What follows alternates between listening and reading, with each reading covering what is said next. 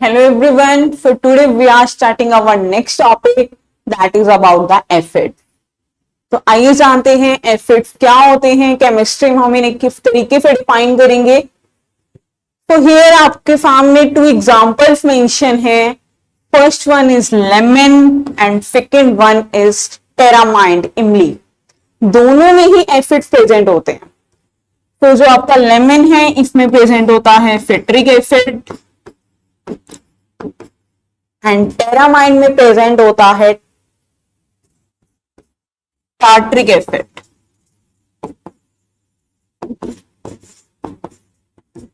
तो now the question is कि acid को हम किस तरीके से डिफाइन करेंगे। What do you mean by the term acids. Chemistry में आयंस होते हैं, तो ये कौन से आयंस हमें देंगे, इनका क्या यूज है, आइए इसके बारे में स्टडी करते हैं। तो फर्स्टली डिफाइन करते हैं एसिड्स को। अगर इनके टेस्ट की बात की जाए तो एसिड का टेस्ट रहता है सोर। तो ये इसकी एक प्रॉपर्टी भी आ जाएगी, acids have sour taste. Now come to the chemistry point of view कि एसिड्स को आप केमिस्ट्री में कैसे डिफाइन कर रहे हैं। तो you can write substance which give H positive ions in aqueous solution.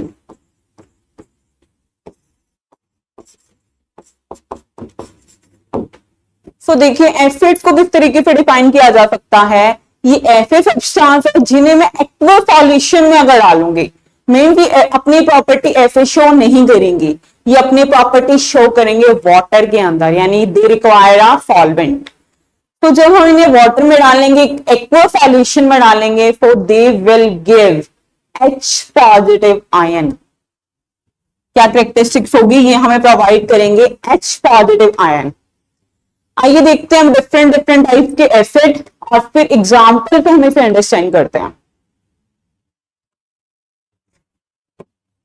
So mainly there are two types of acid that are strong acid and second one is weak acid.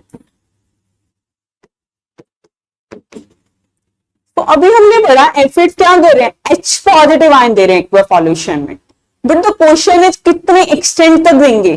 100% ionization हो रहा है, 50% हो रहा है, तो उसके base पे कि डिपेंडिंग अपॉन कि कितना आयनाइजेशन होगा, हम एसिड्स को दो कैटेगरी में डिवाइड कर रहे हैं, that is strong acids and weak acids. So we can write here strong acids यानी the substance which gets complete ionized, which gets complete ionization in aqua solution। Means कि ये तो क्या दे रहे हैं, हमें आयनाइजेशन दे रहे हैं, आयंस प्रोवाइड कर रहे हैं 100%, तो they are categorised as strong acids. But now come to the weak acids. Weak acids हमें 100% रिजल्ट नहीं देते, वो आयंस बनाते हैं बट 100% नहीं, 70%, 80%, डिपेंडिंग अपॉन कि हम कौन से एसिड ले रहे हैं। तो we can write the substance which gets partially ionized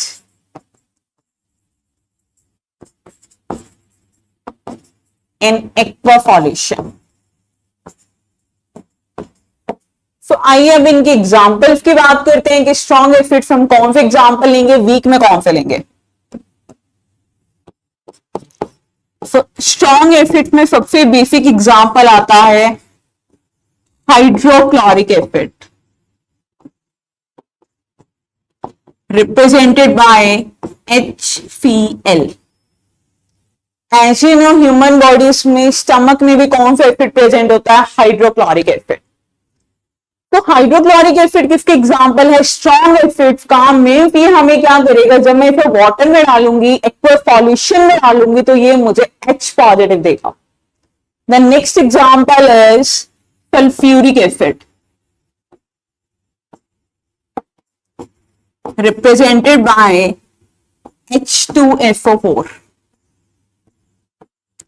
तो the sulphuric acid also known as king of chemicals, chemicals का राजा कहा जाता है इसे, क्योंकि बहुत सारे हमारे केमिस्ट्री में या इंडस्ट्रियल लेवल पे जो हमारे सॉल्वेंट प्रिपेयर होते हैं इसका बहुत ज्यादा यूज होता है। आइए देखते हैं वीक एसिड की कैटेगरी में कौन कौन आएगा।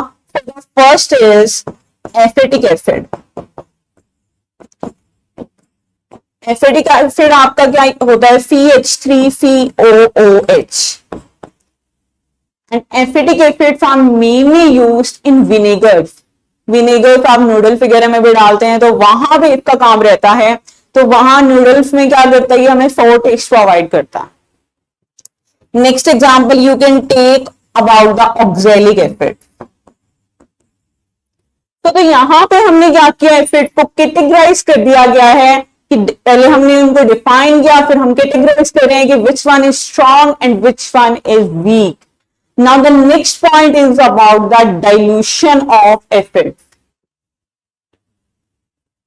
If the next is dilution, dilution का मीनिंग क्या होगा, एडिशन ऑफ वाटर। तो we can write dilution means मुझे क्या करना है, एडिशन ऑफ वाटर, वाटर को ऐड करना है। But now the question is कि मैं एसिड को वाटर में ऐड करूं या वाटर को एसिड में करूं। तो यहां पर डायग्राम की हेल्प से आप देख सकते हैं क्या गिवन है, always add acid to water. हमें क्या करना चाहिए, वाटर के अंदर एसिड डालना चाहिए, वो भी कैसे, ड्रॉप वाइज। बिकॉज अगर हम इसकी अपोजिट प्रोसेस करते हैं जैसे यहां पे शो किया हुआ है एसिड टू वाटर किया, this is the correct method. But जब हम कर रहे हैं वाटर टू एसिड, देखिए क्या बोला, वाटर टू एसिड, जब ये प्रोसेस होगी the reaction will be highly exothermic. Reaction हमारी क्या रहेगी, बहुत ज्यादा एक्सोथर्मिक रहेगी। And as you have read about the exothermic की high amount of heat release होगी, जिसकी वजह से बीकर टेस्ट ट्यूब जिसके अंदर भी आप ये प्रोसेस कर रहे हैं वो भी ब्लास्ट हो सकता है एंड इवन ह्यूमन बॉडी को भी नुकसान हो सकता है। तो हमें ध्यान रखना चाहिए, हमेशा हमें क्या करना है, एसिड को ऐड करना है वाटर के अंदर, वो भी ड्रॉप वाइज, ताकि हमारी जो है रिएक्शन एक्सोथर्मिक ना हो, कोई भी एक्सप्लोजन ना हो। ओके, नेक्स्ट टॉपिक पर चलते हैं। The next one is about the base. तो जैसे हमने एसिड्स को कैटेगराइज किया, आइए देखते हैं बेस की क्या प्रॉपर्टीज है और ये हमारे डेली लाइफ में कहां यूज होता है। तो the first example is about the baking soda. Baking soda हम मोस्टली घर पे यूज करते हैं लाइक केक्स बनाने में या पकोड़े बनाने में। ये क्या करता है, उनको फुलावट देता है, फ्लफी बनाता है केक को या पकोड़ों को। So baking soda is also beef. The next example is toothpaste. Toothpaste हम मॉर्निंग में उठते ही ब्रश कर रहे हैं, क्यों कर रहे हैं, क्योंकि हमारे माउथ के अंदर ऑलरेडी लैक्टिक एसिड प्रेजेंट है। जितना भी हमने लास्ट से खाना खाया या फिर जो भी हमने मीठा शुगर आइटम्स ली, तो उन शुगर आइटम्स की वजह से हमारे माउथ के अंदर प्रेजेंट है लैक्टिक एसिड। अब हमें करना है फिर न्यूट्रल, ताकि हमारे दांत खराब ना हो। तो हम उठते ही क्या करते हैं, सबसे पहले पेस्ट करते हैं। तो मैंने यहाँ पे 2 एग्जाम्पल्स लिए हैं। आइए अब देखते हैं कि हम बेस को किस तरीके से डिफाइन करेंगे।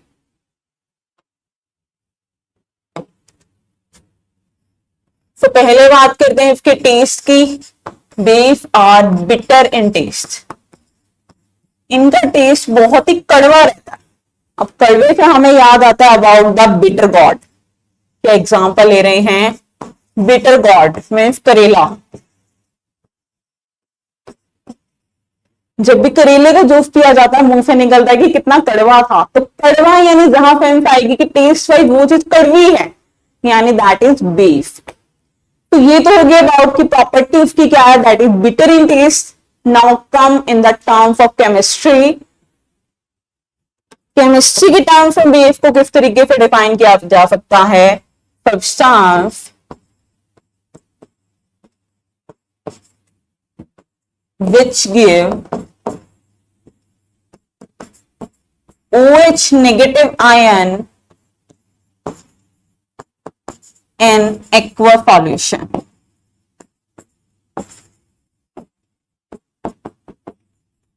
अब जैसे हमने एफिड्स की बात की, एफिड्स पे अपने प्रॉपर्टी कहाँ शो कर रहा था, एक्वस सॉल्यूशन में शो कर रहा था। तो इन बेस पे अपनी प्रॉपर्टी ऐसे शो नहीं करेगा कि पेस्ट पड़ा दैट इज बेस, हम ऐसे नहीं फाइंड आउट कर सकते। हमें उसे क्या लेना होगा, एक्वस सॉल्यूशन के अंदर ही लेना होगा। तो we can write the substance which give OH negative ion, ये OH नेगेटिव है, which give OH negative ion in aqueous solution known as base. So, अब जैसे टूथपेस्ट की बात की, toothpaste contain NaOH, sodium hydroxide present होता है, and sodium hydroxide एक बेस है। तो हम बेस को इस तरीके से डिफाइन कर सकते हैं। आइए हम नेक्स्ट पॉइंट पर चलते हैं, that is about the indicators. As the name suggest, indicator जो इंडिकेट करेगा, मीन्स बहुत ही कंफ्यूजन रहती है जब हम लैब में काम कर रहे हैं। एक सॉल्यूशन दे दिया गया आपको नहीं पता अबाउट द नेचर कि उसके नेचर क्या है, तो आप क्या करते हो, वो पीएच पेपर की हेल्प से यूज करते हो कि ये कंपाउंड, ये सॉल्यूशन आपका एसिडिक है, बेसिक है या न्यूट्रल है। बट लेट्स सपोज कि आपके पास पीएच पेपर अवेलेबल नहीं है, आपको फाइंड आउट करना है कि ये आपका एसिड है या बेस है। तो पीएच पेपर के अलावा बहुत सारे ऑप्शंस हैं, तो इंडिकेटर यानी जो क्या करेंगे, इंडिकेट करेंगे substance which indicate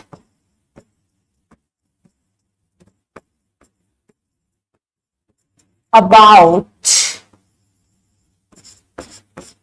the nature of solution, जो सॉल्यूशन के नेचर को इंडिकेट कर रहे हैं। अब हमने नेचर की बात की, तो नेचर में क्या आएगा कि वो एसिड हो सकता है आपका, वो बेस हो सकता है और वो न्यूट्रल हो सकता है।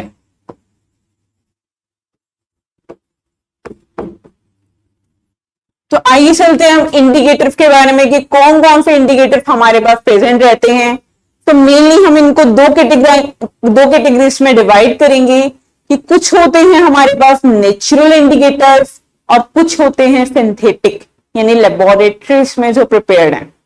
तो आइए पहले पढ़ते हैं अबाउट द नेचुरल इंडिकेटर।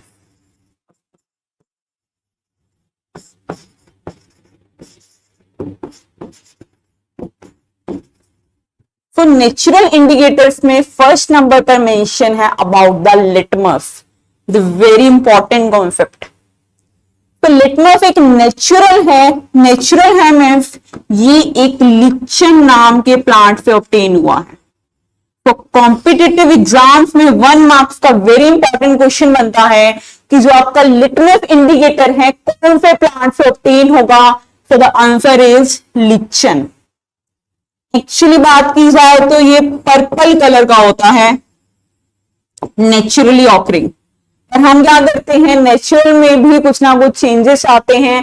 तो हमारे पास लैब्स में एक रेड और एक ब्लू, 2 कलर के लिटमस पेपर पाए जाते हैं जो एज अ इंडिकेटर काम करेंगे। तो देखते हैं कौन कौन से बताए मैंने आपको, ब्लू एंड रेड।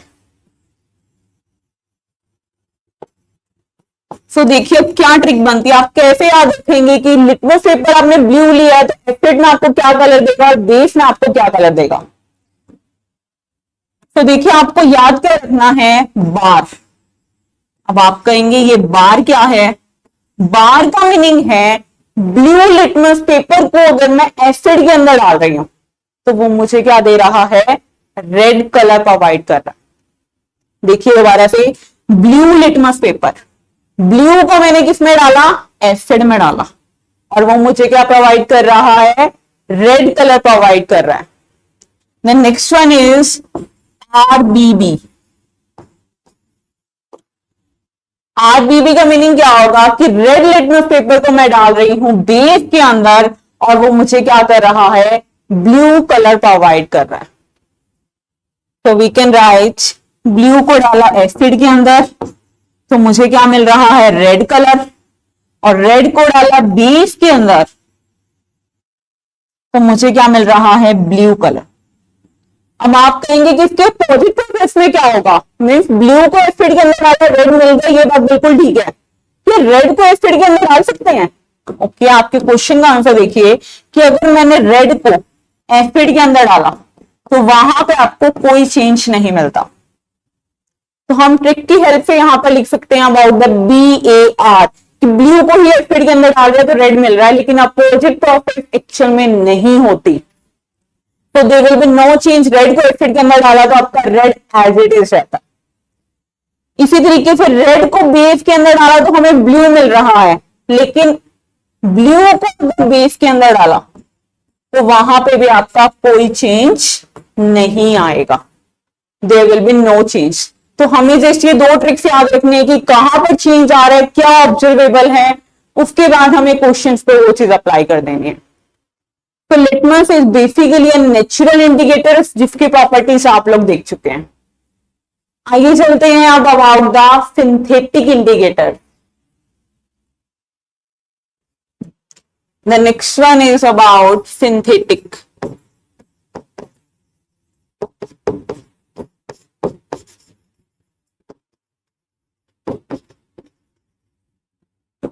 अब सिंथेटिक इंडिकेटर्स का मतलब क्या होगा? जो इंडिकेटर्स क्या होंगे लेबोरेटरीज में प्रिपेयर्ड है। Indicators prepared in laboratories. अब जो लेबोरेटरीज में प्रिपेयर्ड हैं उसमें द मोस्ट इंपॉर्टेंट टू आपके इंडिकेटर्स यहां पर मेंशन है, that is phenolphthalein and methyl orange. तो पहले देखते हैं फिनोप्थलीन और मिथाइल ऑरेंज का नॉर्मल में न्यूट्रल में, न्यूट्रल के एग्जांपल हम लोग ले सकते हैं वाटर, कि न्यूट्रल में इनकी क्या नेचर रहती है, क्या इनका कलर है। उसके बाद हम इन्हें एसिड में डालेंगे, बेस में डालेंगे तो इनके कलर के बारे में बात करते हैं। तो फिनोप्थलीन की बात की जाए, ये होता है आपका कलरलेस, इसका कोई कलर नहीं होता। कलरलेस है यानी न्यूट्रल में हमें कोई कलर प्रोवाइड नहीं कर रहा। लेकिन अब देखिए मैं इसे डाल रही हूं एसिड के अंदर और बेस के अंदर, क्या चेंजेस आएंगे। तो फिनोप्थलीन को जब मैंने एसिड के अंदर डाला, ये आपका कलरलेस ही रहता है, कोई चेंज नहीं होगा। लेकिन जब मैंने फिनोप्थलीन को डाला बेस में, it will change into pink colour, pink magenta shade आ जाती है हमारे पास, जिससे हमें पता चल जाता है कि हमारा सॉल्यूशन क्या है, बेसिक है।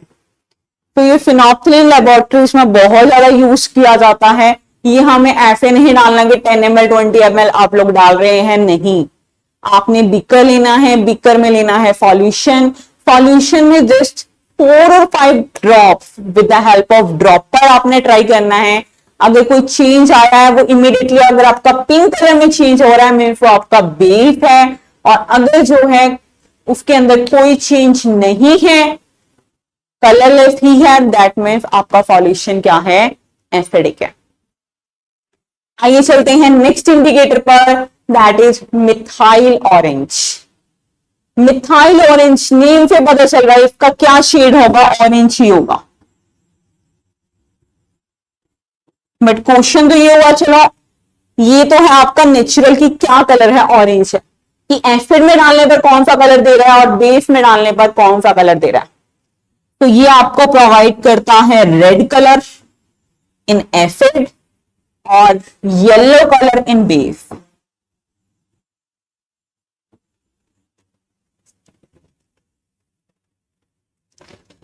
सो लेबोरेटरीज में काम करते हुए आप इन इंडिकेटर की हेल्प से पता लगा सकते हैं about the nature of the solution. तो ये तो थे आपके कुछ नेचुरल और सिंथेटिक इंडिकेटर। इसके बाद आपकी एक और कैटेगरीज आती है, दैट इज ओल्फैक्टरी इंडिकेटर्स। आइए देखते हैं। Next is olfactory. ओल्फैक्टरी का मतलब है आप क्या करेंगे, स्मेल से पता लगाएंगे। तो we can write here indicators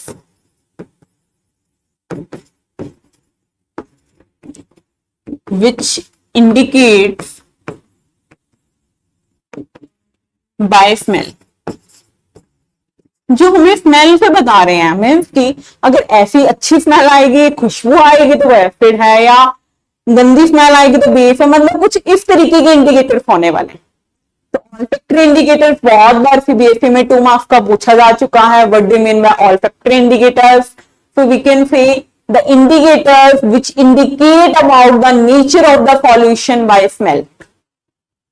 तो आपके 2 टाइप्स के यहाँ पे इंडिकेटर्स हैं, दैट इज ओनियन। ओनियन जो है एसिड में कुछ और स्मेल देता है, बेस में कुछ और देता है, and the second one is vanilla essence. इनका जो रिस्पॉन्स रहेगा एसिड के अंदर और बेस के अंदर डिफरेंट डिफरेंट रहता है। जैसे हमने वहां तो किया था कि वो कलर प्रोवाइड कर रहा था आपको, जैसे लास्ट स्लाइड में आपने देखा, ये तो आपको कलर प्रोवाइड कर रहा था कि कलरलेस है, पिंक है, यानी अबाउट द फिजिकल प्रॉपर्टीज आपको देखकर पता चल रहा था। लेकिन यहां पर आपको स्मेल से पता चलेगा। जैसे वनीला एसेंस है, ये आपको एसिड्स में नहीं देगा, बेस में देगा, या एसिड में देगा, बेस में नहीं देगा। मीन्स इस तरीके से आपको ये स्मेल पे इंडिकेट करेगा अबाउट द नेचर। तो आपका इंडिकेटर्स का टॉपिक यहां पर खत्म होता है। थैंक यू वेरी मच, मिलते हैं नेक्स्ट वीडियो में।